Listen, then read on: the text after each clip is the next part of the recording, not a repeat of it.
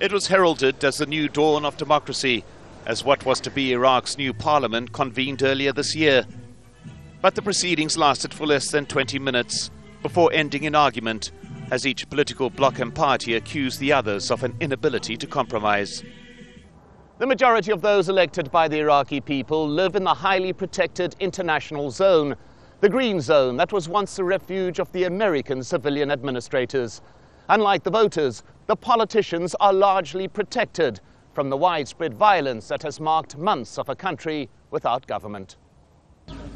And in the eyes of the US military that had handed over security control, the root cause of ongoing violence had more to do with the inability to form a government than the failure of security forces on the ground.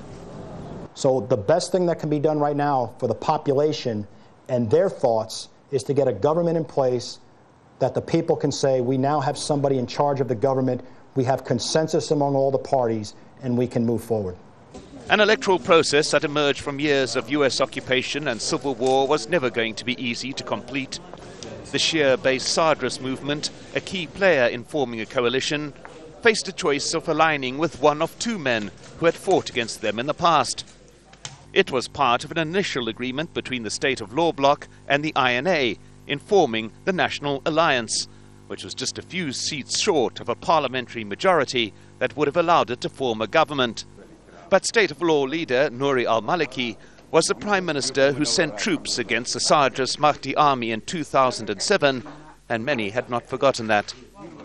The Sadrist leader, Muqtada al-Sadr, then opened talks with the Iraqi movement, which had gained the most votes in the election and enjoyed the support of many Sunnis who had boycotted elections in the past. But once again, history a stumbling block, as Iraqi leader Iyad Alawi had also sent troops against the Mahdi army in his short term as Prime Minister. The position of the Sadrists just one of the many issues left unresolved, despite nearly 6 months of post-election negotiation. But this very delay may be itself a sign of positive transition. The reason for the inability to form a government is because the debate is not primarily along sectarian lines. The political discussion at the moment is about control over a constitutionally secular nation. Hanna, Al Jazeera, Baghdad.